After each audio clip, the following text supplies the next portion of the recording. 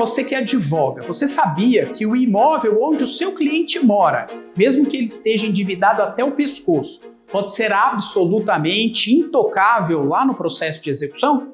Claro, existe uma blindagem legal poderosa que muitos credores sacanas tentam ignorar. Mas hoje você vai aprender a usar essa ferramenta para proteger o patrimônio mais sagrado do seu cliente executado, o seu imóvel residencial. Meu nome é Alessandro Beliso e esse conteúdo é para você. E eu já deixo claro aqui, cada vídeo é uma lição prática da série Cavalo de Troia e este é o episódio de número 8. E olha só, eu atuei como juiz de direito por mais de 21 anos e hoje eu ajudo advogados a atuarem na defesa do executado, trazendo resultados efetivos para o seu cliente. No vídeo de hoje, vamos mergulhar em um dos temas mais importantes e sensíveis na defesa do executado, a impenhorabilidade do bem de família. E no final deste vídeo, você terá clareza sobre o que é bem de família, quais são as exceções e o que mais importa para que você apresente essa defesa na prática e consiga, de forma eficaz, blindar o imóvel residencial do seu cliente contra a sagacidade do exequente sacana. Muito bem, pessoal, o tema de hoje da nossa série, do nosso episódio Cavalo de Troia é a impenhorabilidade do bem de família. E não raro acontece isso na prática jurídica. O exequente indica à penhora justamente o imóvel que é a residência do núcleo familiar do devedor. Aqui nós temos uma matéria de defesa a ser apresentada.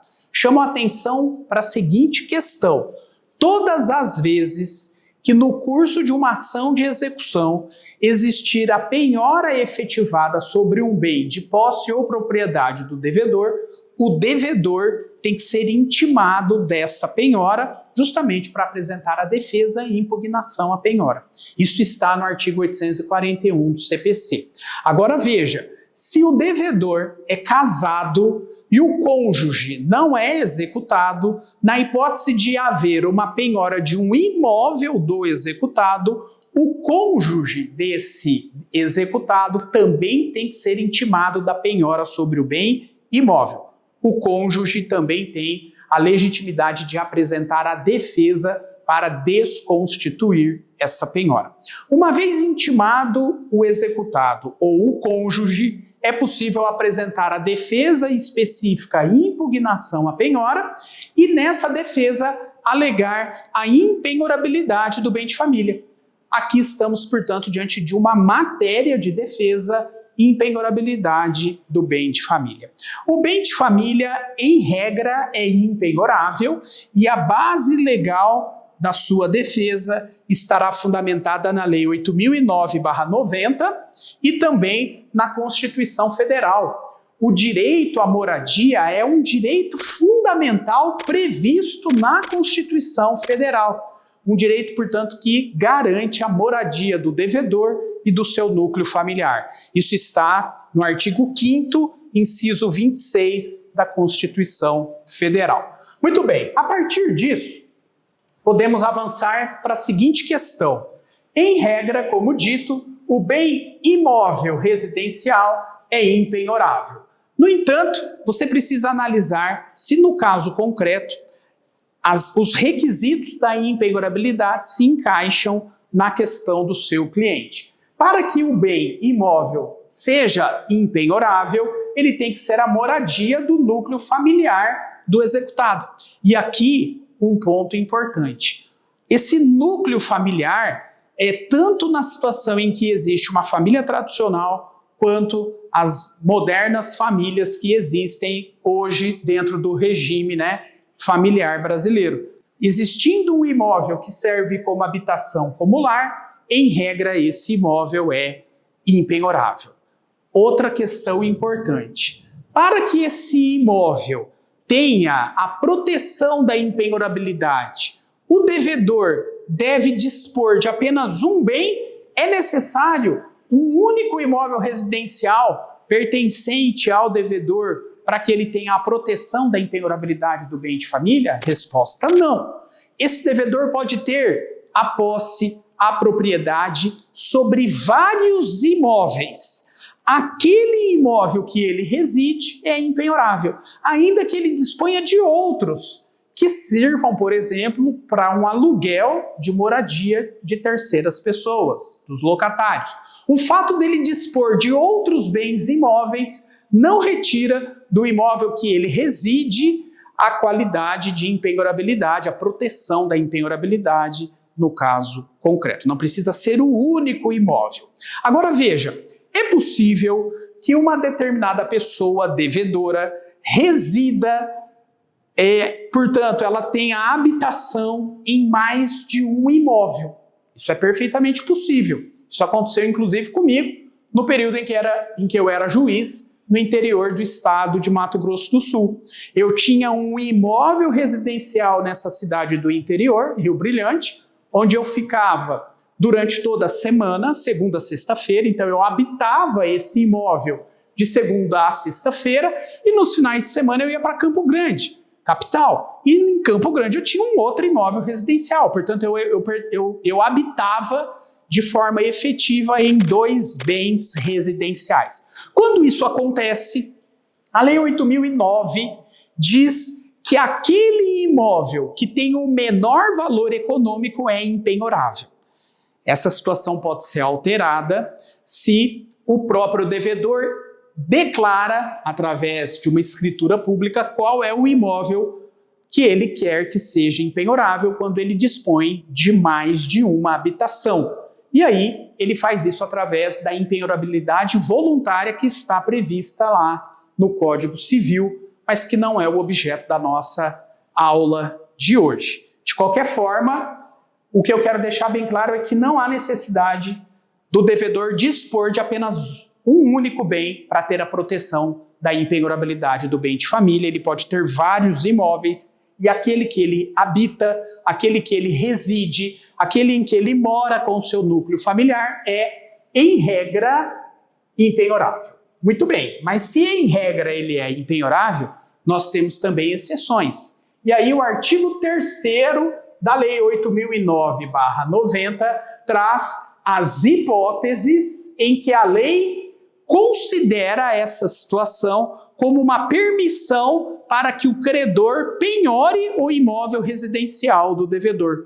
Portanto, nas exceções trazidas no artigo 3º da Lei 8.009, nós encontramos as situações excepcionais onde é possível a penhora do bem residencial do devedor. E quais são as principais situações em que se permite essa penhora? Primeira, nas situações em que há créditos de financiamento para aquisição ou construção do próprio imóvel.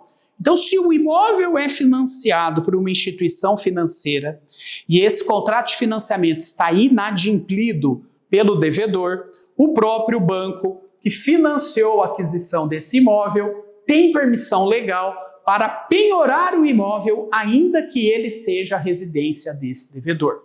Segunda situação, quando o devedor ele tem dívidas relacionadas a uma pensão alimentícia. O credor de pensão alimentícia, imagine, o filho menor, a ex-cônjuge, o ex-companheiro, eles podem, diante de um crédito de natureza alimentar, penhorar o imóvel residencial do devedor.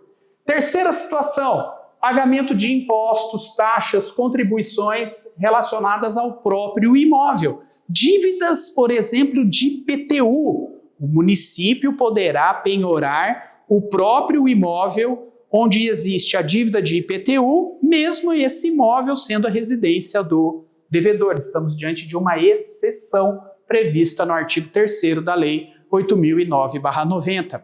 Também haverá uma excepcionalidade para a penhora do bem de família quando a dívida é relacionada a taxas de condomínio do próprio imóvel. O imóvel, portanto, faz parte de um condomínio, tem que pagar as taxas condominiais. O inadimplemento das taxas condominiais, obrigação próprio ter rei, enseja uma execução por parte do condomínio contra o devedor. Se esse devedor mora nesse imóvel, não vai poder alegar a impenhorabilidade do bem de família, porque dívida de taxa condominial também tem autorização para penhorar o próprio imóvel. A quarta situação que enseja a possibilidade de penhora do bem de família é quando esse imóvel for ofertado como uma hipoteca, como uma garantia real de uma determinada dívida. Por ele ser uma hipoteca, é possível a penhora sobre o bem dado em hipoteca, ainda que ele seja a residência do devedor. E por fim, a situação em que esse devedor prestou uma fiança em um contrato de locação. O fiador pode ter o seu próprio imóvel residencial penhorado para pagar dívida de um contrato de locação. Essa locação pode ser para fins residenciais ou não residenciais. O imóvel residencial do fiador responde pela dívida. Muito bem, e para terminar a nossa exposição de hoje, é importante você ter a consciência de que não basta alegar que o imóvel é a residência do devedor. Tem que provar essa situação no caso concreto. E a prova é uma prova documental, já que isso está sendo apresentado como uma defesa nos próprios autos da ação de execução. Documentos de aquisição do imóvel, documentos de tarifas, de água, luz, débitos recorrentes, que têm o endereço do imóvel e o nome do devedor, comprovam que esse bem é a residência do devedor. Documentos eletrônicos como vídeos, fotos, também são provas úteis, necessárias para demonstrar a impenhorabilidade do bem de família. Declaração do síndico, do próprio condomínio, quando estamos diante dessa situação. Ata notarial feita pelo cartório de notas, em que o tabelião vai lá e constata que, de fato, aquele bem é a residência do devedor. E prova atípica. O devedor pode requerer ao juiz do processo de execução, fundamentado no artigo 369 do CPC, que o oficial de justiça vá até o imóvel e constate que, de fato, ele é a residência do núcleo familiar do devedor. Tudo isso para provar que, de fato, aquele bem é a residência e, portanto, impenhorável no caso concreto. Por fim, imóvel de alto padrão.